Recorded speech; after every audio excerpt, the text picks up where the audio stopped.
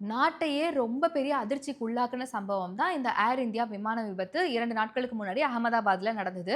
இதுல இப்போ வரைக்கும் கிட்டத்தட்ட வந்து 273 பேர் இறந்து போயிருக்காங்க. அதாவது ஃப்ளைட்ல டிராவல் பண்ணவங்க 241 அண்ட் காலேஜ் ஹாஸ்டல்ல இருந்த மருத்துவர்கள், மாணவர்கள் அது மட்டும் இல்லாம பொதுமக்கள் எல்லாருமே சேர்ந்து 273 பேர் இறந்து போயிருக்காங்க அப்படின்ற தகவல் வெளியாயிருக்கு. ஒட்டுமொத்த நாட்டையே துக்கத்துல ஆழ்த்தின ஒரு சம்பவம் அப்படின்னு தான் சொல்லணும். அண்ட் அது மட்டும் இல்லாம அதுல பயணிச்ச ஒவ்வொரு பயணிகளுடைய கதைகள கேட்கும்போதும், அது ஒவ்வொன்னும் வெளிவரும்போதும், இன்னுமே ரொம்ப சங்கடம் தரக்கூடிய விஷயமா தான் இருக்கு. இது எல்லாமே போய்க்கிட்டு இருக்கப்போ, இந்த விமான விபத்து ஏற்பட்டுருச்சுன்ற தகவல் தெரிஞ்ச நிமிஷம் கொஞ்ச நேரத்திலேயே நம்மளோட மத்திய உள்துறை அமைச்சரான அமித்ஷா அவர்கள் நேர்ல போய் சந்திச்சிருக்காரு எல்லாரையும். இன்னும் கொஞ்ச நேரம் கழிச்சு நம்மளுடைய பாரத பிரதமர் மோடி அவர்களும் நேர்ல போய் அந்த ஒட்டுமொத்த இடத்தையும் பார்வையிட்டு இருக்காரு. அந்த புகைப்படங்கள் எல்லாமே வந்து சோசியல் மீடியால வைரல் ஆகிட்டு இருக்கு. அண்ட் இந்த ஏர் இந்தியா விமான விபத்துல பிளாக் பாக்ஸ வந்து கண்டுபிடிச்சிருக்காங்க. அந்த விமான விபத்து நடந்த பிஜே காலேஜினுடைய மொட்டை மாடியில அந்த பிளாக் பாக்ஸ் கிடைச்சிருக்கு அப்படின்னு சொல்லியிருக்காங்க. இப்போ தனியா நம்மளுடைய பிரதமர் ஒரு உயர்மட்ட குழுவ அமைச்சிருக்காரு. இத பத்தின விசாரணை நடத்துறதுக்காக.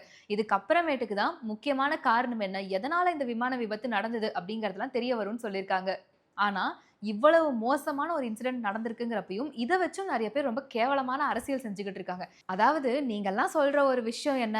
ஆர்எஸ்எஸ் அமைப்பு அப்படிங்கிறவங்க மதசார்பான அமைப்பு. அவங்க வந்து ஒரு இந்துத்துவ அமைப்பு அப்படிங்கிற ரேஞ்சுக்கு தான் நீங்க எல்லாருமே ஒரு பில்டப் பண்றீங்க. நீங்க அப்படிதான் வந்து அவங்கள வெளிய வந்து காமிச்சு வச்சிருக்கீங்க. ஒரு பின்பத்தையும் கிரியேட் பண்ணியிருக்கீங்க. ஆனா, இந்தியா முழுக்க ஒரு பேரழிவு ஏற்பட்டாலோ, ஒரு ஆக்சிடென்ட் ஏற்பட்டாலோ, என்ன மாதிரியான ஒரு மோசமான சம்பவம் ஏற்பட்டாலோ, மக்களுக்கு தேவை அப்படிங்கிறப்போ, முதல்ல போய் களத்துல நிக்கிறது என்னமோ ஆர்எஸ்எஸ் அமைப்பு தான். இப்பவுமே இந்த ஃப்ளைட் ஆக்சிடென்ட்லயும் களத்துல இறங்கி வேலை பார்த்து செஞ்சுட்டு இருக்கிறது ஆர்எஸ்எஸ் அமைப்பு தான். இங்க பிளட் டோனர்ஸ் நெறைய தேவைப்படுறாங்க அப்படின்னு சொன்ன நிமிஷம், கிட்டத்தட்ட 100க்கும் மேற்பட்டோர் நாங்க வந்து எங்களோட பிளட்ட டொனேட்டா பண்றோம்னு சொல்லி இந்த அமைப்பை சார்ந்தவங்க வந்திருக்காங்க.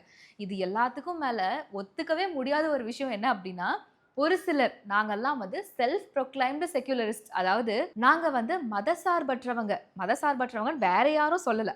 அவங்களே சொல்லிக்கிறாங்க. நாங்க வந்து மதசார்பற்றவர்கள். நாங்க யாரையும் வந்து எந்த மதத்தினரையும் சார்ந்து பேச போறது இல்ல. நாங்க அப்படிப்பட்ட ஆட்கள் கிடையாதுன்னு சொல்லிக்கிட்டு இருக்கிறவங்க, இந்த மாதிரி ஒரு மோசமான சம்பவம் நடந்திருக்கு. அந்த ஃபோட்டோஸ்க்கு கீழ சிரிச்சு லாஃபிங் எமோஜியோட ரியாக்ட் பண்ணியிருக்காங்க. இது எப்பேர்ப்பட்ட ஒரு மன அமைப்ப குறிக்குதுன்றத சத்தியமா யோசிச்சு கூட பார்க்க முடியல.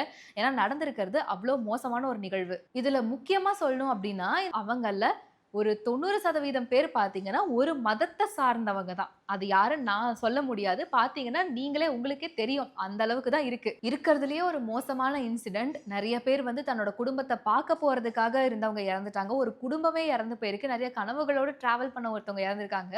நாங்க இதுக்கும் எங்களுக்கும் எந்த சம்மந்தமும் இல்ல. நாங்க வந்து மருத்துவ மாணவர்கள். நாங்க வந்து படிச்சுக்கிட்டு இருக்கோம்னு சொன்ன சம்மந்தமே இல்லாத சிலரும் இறந்து போயிருக்காங்க. நாடே வந்து சோகத்துல மூழ்கி கிடக்கு. இதுலருந்து எப்படி ரெக்கவர் ஆகுறதுன்னு தெரியல. இவ்வளவு சம்பவங்கள் நடந்துகிட்டு இருக்கும்போது, கொஞ்சம் கூட மனசாட்சி இல்லாம, ஈவு இரக்கம் இல்லாம இப்படி ஒரு ரியாக்ஷன குடுக்குறாங்க அப்படின்னா, இதெல்லாம் பண்றது யாருன்னு நம்ம யோசிச்சோம்னு வச்சுக்கோங்களேன். பங்களாதேஷோ, இல்ல நம்ம எதிரி நாடுன்னு சொல்லப்படுற பாகிஸ்தானோ கிடையாது. நம்ம இந்தியாக்குள்ள இருக்கிறவங்களே தான். நம்மளுடைய பாரத பிரதமர் நரேந்திர மோடி அவர்கள் அங்க விசிட் பண்ண போனப்போ, அவர் வந்து ஃபோட்டோ ஷூட் பண்ணாரு. கீழ் ஆங்கிள்ல இருந்து ஃபோட்டோ எடு. அப்பதான் நல்லா தெரியும். இல்ல இந்த ஆங்கிள்ல இருந்து எடுன்னு சொன்னாரு. அதாவது நம்ம தமிழ்நாட்டுல இருக்கிற மாரி விளம்பர மாடல் ஆட்சியா இருந்தா கூட, இப்படி ஒரு மோசமான சிச்சுவேஷன்ல ஃபோட்டோ ஷூட் பண்ணணும்னு நெனைக்க மாட்டாங்க. ஏன்னா, அவ்வளவு கொடூரமா இருந்தது அந்த இடமே பார்க்கறதுக்கு. அந்த ஒரு இடத்துலயும் அவர வந்து தாழ்த்தி பேசுறது. அமித்ஷா அவர்கள் ஒரு விஷயம் சொன்னாரு. இது வந்து விபத்து. இத யாராலயுமே தடுக்க முடியாத ஒரு விஷயம். ஆனா, குடும்பங்களுக்கு இது ஒரு பேரிழப்புன்ற மாரி சொல்லியிருந்தார்.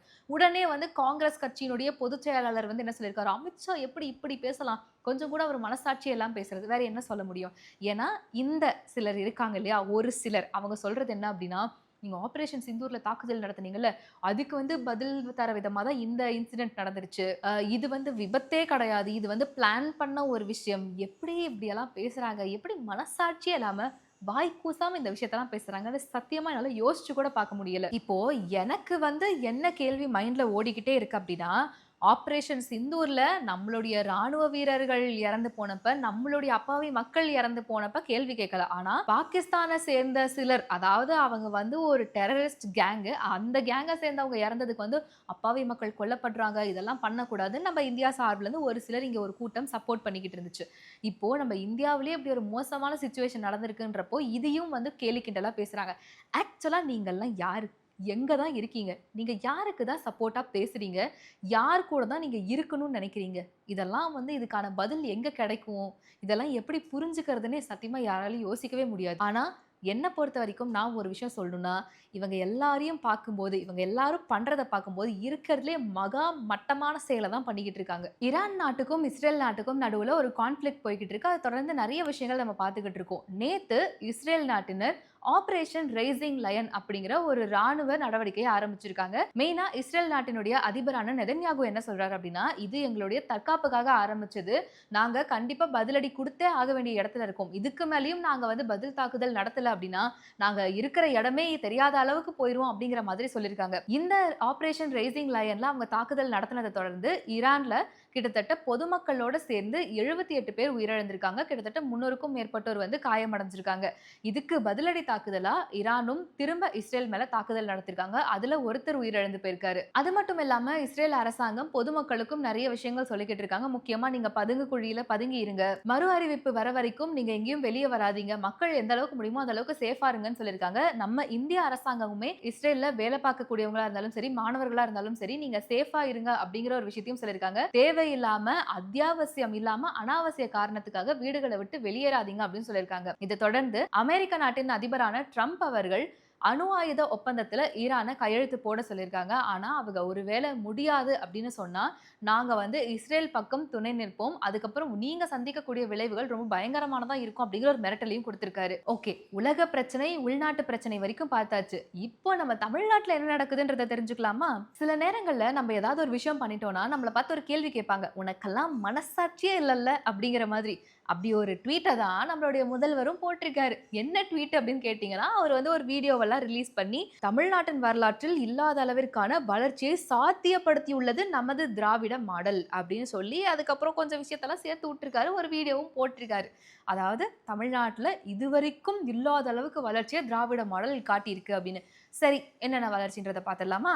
நம்மளே எதுவும் பண்ணக்கூடாதுன்னு நினைச்சாலும் நம்மள குறும்படம் போட்டு காட்ட வைக்கணுங்கிறதுக்காகவே நிறைய கண்டென்ட் குடுத்துக்கிட்டு இருக்காங்க நம்ம உடன்பிறப்புகள். அதுல ஒரு முக்கியமான சம்பவம் முந்தா நேத்து ராமாபுரம்ல நடந்த ஒரு சாலை விபத்து தான். பாலம், அதாவது மெட்ரோ பால தூண்கள் வந்து இடிஞ்சு விழுந்திருக்கு. அதுல ஒருத்தர் உயிரிழந்திருக்காரு. நம்ம அரசுக்கு தெரிஞ்ச ஒரே விஷயம் என்ன? நிதி குடுக்குறோம். ஓகே, இறந்து போனவருக்கு நாங்க ரூ. 5,00,000 நிதி தரோம் அப்படின்னு. ஆனா இந்த பாலத்தை எப்படி சரி பண்ணணும்? எப்படி தரமே இல்லாம ஒரு பாலத்த கட்டுனாங்க. இந்த பாலம் கட்டி இன்னும் ரொம்ப நாள் ஆகல. பாலம் முழுசா முடிவும் அடையல. அதுக்குள்ள இப்படி ஒரு விபத்து ஏற்பட்டிருக்கு அப்படின்னா, இத எப்படி எடுத்துக்கிறது? சென்னை பெரம்பூர் ரோட்ல பார்த்தோம் அப்படின்னா, கழிவுநீர் போற அந்த பைப் இருக்கும் இல்லையா? அந்த தடத்துல ரோட்ல வந்து திடீர்னு பார்த்தா ஒரு 6 அடி பள்ளம் வந்திருக்கு. "ஏய் எப்புட்றா?" அப்படிங்கிற மாதிரி இந்த பள்ளம் எப்படி வந்ததுன்னு யாருக்கும் தெரியல. பொதுமக்கள் எல்லாரும் லைட்டா வந்து ஒரு பயத்துல இருக்காங்க. நல்லா இருந்த ரோட்ல திடீர்னு ஒரு 6 அடிக்கு பள்ளம் விழுது அப்படின்னா, எப்படி நாங்க நம்பி இந்த ரோட்ல போறது அப்படின்னு சொல்லி மக்கள் கேள்வி எழுப்பியிருக்காங்க. அப்போ ரோடும் தரமானதா இங்க இல்ல.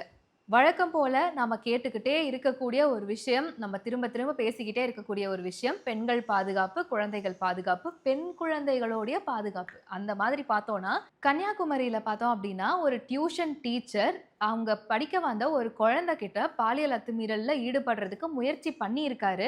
ஒரு 13 வயசு பொண்ணு. ஆனா அந்த குழந்தையினுடைய அண்ணன், அவனும் ரொம்ப பெரிய பையன்லாம் கிடையாது. ஒரு 9த் ஸ்டாண்டர்ட் படிக்கிற பையன். தன்னோட தங்கச்சியோட சத்தம் கேட்டு ஓடி வந்து அந்த டீச்சர பிடிச்சு தள்ளிவிட்டு தன்னோட தங்கச்சிய காப்பாத்திட்டு வீட்ல போய் மொத்தமா கம்ப்ளைண்ட் பண்ணியிருக்காங்க. இப்ப அவர போக்சோல அரெஸ்ட் பண்ணியிருக்காங்க. இதுக்கும் நம்ம அரசுக்கும் என்னம்மா சம்மந்தம் அப்படின்னு நீங்க கேட்டீங்கன்னா, இப்ப சமீபத்தில நம்ம வந்து நெறைய விஷயங்கள் பார்த்தோம். அதுல முக்கியமா சொல்லணும் அப்படின்னா, ஒரு குழந்தைய வந்து பாலியல் வன்கொடுமை பண்ணாங்க. அதுல 3 பேர் வந்து சிறார்கள். அவங்க வந்து 8த், 9த் படிக்கிற பசங்க அப்படின்ட்டு. அந்த பசங்க மேல இப்ப வரைக்கும் ஏதாவது ஆக்ஷன் எடுத்தாங்களா? அந்த ஒரு இன்சிடென்ட்க்கு இப்ப வரைக்கும் ஏதாவது ஒண்ணு நடந்துச்சா அப்படின்னு கேட்டா கிடையாது. அவ்வளதான். அரெஸ்ட் பண்ணாங்கன்னு சொன்னாங்க. அதுக்கப்புறம் அதுக்கான தீர்ப்போ, இல்ல ஏதாவது ஒரு பதில் வந்துச்சான்னு கேட்டா கிடையாது.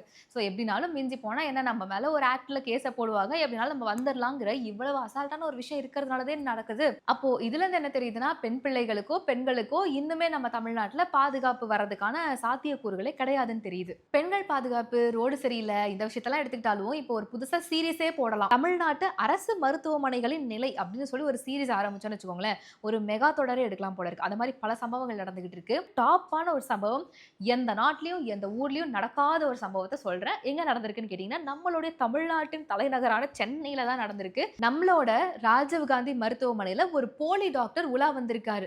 எப்படி இது? ஹவ் இஸ் திஸ் பாசிபிள் டின்னு கேட்டீங்கன்னா, நடந்திருக்கேன். நான் என்ன பொய்யா சொல்றேன்? அந்த டாக்டர் முன்னாடி நாள் அந்த ஹாஸ்பிட்டல்ல அட்மிட் ஆன சுந்தரவள்ளி அப்படிங்கிற பேஷண்ட் கிட்ட போயிட்டு அவங்க மருமக காஞ்சனா இவங்க 2 பேர்கிட்டயும் போய் ரொம்ப கேஷுவலா அப்படியே பாசமா பேசி அவங்கள கேன்டீனுக்கெல்லாம் கூட்டிட்டு போய் சாப்பிட வச்சு அப்படியெல்லாம் பார்த்திருக்காரு. நாளைக்கு வந்து உங்களுக்கு ஸ்கேன் பண்ண வேண்டியது இருக்குமா, ஸோ ரெடியா இருங்கன்னுலாம் சொல்லிட்டு போயிட்டு அடுத்த நாளும் எந்த ஒரு கில்ட்டும் இல்லாம திரும்ப ஹாஸ்பிட்டல் வந்திருக்காரு. அதே பேஷண்ட் கிட்ட போய் பேசிட்டு ஸ்கேன் ரூமுக்கெல்லாம் கூட்டிட்டு போய் இந்த நகையெல்லாம் நீங்க போட்டிருக்க கூடாது ஸ்கேன் பண்றப்ப, அவங்க பையில நகை பர்ஸ் எல்லாத்தையும் போட்டு கொடுத்துருக்காங்க. இதை வந்து ஸ்கேன் ரூம்குள்ள நீங்க கொண்டு போக கூடாது, என்கிட்ட கொடுங்க, நான் போய் ரூம்ல வச்சுட்டு வரேன்னு சொல்லி கிட்டத்தட்ட ஒரு 3 சவரன் செயின், கொஞ்சம் காசு எல்லாத்தையும் அந்த பையில போட்டு கொடுத்துருக்காங்க. ரூம்ல போய் வச்சுட்டு வரேன்னு சொன்ன டாக்டர் கடைசி வரைக்கும் வரவே இல்லை. அதுக்கப்புறமா அங்க இருக்கிற டாக்டர்ஸ் கிட்ட எல்லாம் விசாரிச்சு பார்த்தப்பதான் தெரியுது இப்படி ஒரு டாக்டரே இங்க இல்லையே அப்படின்னு. ஸோ இதுல எங்க யாரை எப்படி கேள்வி கேட்கறது? ஒரு இவ்வளோ பெரிய கவர்மெண்ட் ஹாஸ்பிட்டலுக்கு ஒரு போலி டாக்டர் உலா வந்தது கூட தெரியாம இருக்கிற அளவுக்கு இருக்கிற அட்மினிஸ்ட்ரேஷனா, இல்ல 2 நாளா ஒரு பேஷண்ட்டையே பார்க்காம ஒரு டாக்டர் இருந்திருக்காரு? ஏன்னா ஒரு டாக்டர் வந்து பார்த்துட்டு போறாருன்னா திரும்ப யாருக்கா இருந்தாலும் டவுட் வரும். இப்பதானே இந்த டாக்டர் பார்த்தாரு, திரும்ப ஏன் இந்த டாக்டர் வராருன்னு. 2 நாளா ஒரு பேஷண்ட்டையே பார்க்காத அளவுக்கு டாக்டர்ஸா, இல்ல இத எங்க சொல்றது? சரி, இது ஒரு பக்கம். இன்னும் 2, 3 சம்பவங்கள் இருக்கு. மானாமதுரை கவர்மெண்ட் ஹாஸ்பிட்டல்ல காலாவதியான மாத்திரைகளை கொடுக்கறது, பாடி கவர்மெண்ட் ஹாஸ்பிட்டல்ல கிட்டத்தட்ட 3 மணி நேரமா கரண்டே இல்லாம அங்க இருக்கிற பேஷண்ட்ஸ் எல்லாம் தவிச்சிருக்காங்க. இந்த மாதிரி இன்னும் எக்கச்சக்கமான விஷயங்கள் சொல்லிக்கிட்டே போகலாம். இதெல்லாம் இப்படி நடந்துகிட்டே இருக்கா, இந்த பக்கம் திமுகவை சேர்ந்த திவ்யா சத்யராஜ் அவர்கள் நேற்று ஒரு வீடியோவை வெளியிட்டிருக்காங்க. அதுல யாருக்காக அந்த வீடியோன்னு பாத்தீங்கன்னா, விஜய் அண்ணாவிற்காக. தாவேகா தலைவரான விஜய் அவர்களுக்கு இப்போ சமீபத்துல பார்த்தோம், தாவேகா கட்சியில இருந்து ஒரு அக்கா வேற ஒரு கட்சிக்கு மாறிவிட்டார். அதனால அந்த கட்சி சார்பில் வந்து நிறைய மிரட்டல்லாம் விடப்படுதுன்னு சொல்லி அவங்க அம்மா ரொம்ப ஃபீல் பண்ணி வீடியோ ஒன்று கொடுத்துருந்தாங்க. அந்த இன்டர்வியூக்கு வந்து அவங்க பேசியிருக்காங்க, அண்ணா இது மிகவும் தவறு, உங்க கட்சியில இருக்க யாரும் இப்படி பண்ணக்கூடாதுன்னு. சரி, அது கூட அந்த அக்கா வந்து ஒரு பொது அக்கறையில பேசுறாங்கன்னு வச்சுக்கலாம். ஆனா அந்த வீடியோ ஸ்டார்டிங்ல அவங்க ஒரு சில விஷயம் பேசினாங்க, அதை நினைச்சாதான் மனசே ஆற மாட்டேங்குது. அவங்க என்ன பேசினாங்கன்றத நீங்களே பாருங்களேன். நம்ம திமுக கவர்மெண்ட் மக்களுக்காக பல நல்ல திட்டங்களை கொண்டு வந்திருக்காங்க. பெட்ரோல் விலை குறைப்பு, இல்லம் தேடி கல்வி, மக்களை தேடி மருத்துவம், இன்னுயிர் காப்போம் 48, காலை உணவு திட்டம், புதுமை பெண் திட்டம், கட்டணம் இல்லா மகளிர் பேருந்து, மாவட்டம் தோறும் டைட்டில் பார்க், இப்படி சொல்லிட்டே போலாங்க. மக்களுக்கு என்ன பண்ணணுங்கிற தெளிவு திமுக கவர்மெண்ட்டுக்கு மட்டும்தாங்க இருக்கு. எப்படி இதையெல்லாம் பாக்குறப்ப எப்படி இருக்குன்னா, அக்கா 200 ரூபாய்க்கு பேச சொன்னா 2000 ரூபாய்க்கு பேசுறீங்களேக்கான்னு சொல்லி நிறைய பேர் கமெண்ட் பண்ணிக்கிட்டு இருக்காங்க. நான் இல்லைங்க, மக்கள் வந்து அப்படி தெரிவிச்சுக்கிட்டு இருக்காங்க. ஸோ இந்த சம்பவங்கள், நம்ம தமிழ்நாட்டில் நடக்கக்கூடிய விஷயங்கள், இதையெல்லாம் பாக்குறப்போ உங்களுக்கு என்ன தோணுது அப்படிங்கிறத மறக்காம கமெண்ட்ஸ்ல சொல்லுங்க. கர்நாடகாவில் பைக் டாக்ஸி இயக்கத்தை நிறுத்தி வைக்கணும் அப்படின்னு சொல்லி ஒரு தனி நீதிபதி உத்தரவு போட்டிருக்காரு.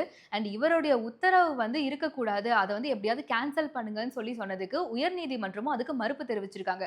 அதை தொடர்ந்து இப்போ கர்நாடகாவில் கர்நாடகா நீட்ஸ் பைக் டாக்ஸி அப்படிங்கிற ஹேஷ்டாக் ரொம்ப ட்ரெண்ட் ஆகிட்டு இருக்கு. ஏன்னா அவங்க சொன்ன உத்தரவில் என்ன இருந்தது அப்படின்னா, திங்கக்கிழமையிலேருந்து கர்நாடகாவில் பைக் டாக்ஸிஸ் இயங்காது. இதுக்கும் பலரும் என்ன சொல்றாங்க அப்படின்னா, எங்ககிட்ட போதுமான காசு இல்லை, ஆட்டோன்னு எடுத்துக்கிட்டோம்னா அதுக்கு பயங்கரமாக காசு கேட்குறாங்க. ஸோ எங்களுக்கு இருக்கிறதுலே ஃப்ரெண்ட்லியான ஒரு விஷயம் பைக் டாக்ஸி தான், அதையே நீங்கள் வந்து நிறுத்தி வைக்கிறீங்கன்றப்போ இதை எங்களால் அக்செப்டே பண்ண முடியாதுன்னு சொல்லி பொதுமக்கள் நிறைய பேர் எதிர்ப்பு தெரிவிச்சிட்டு இருக்காங்க.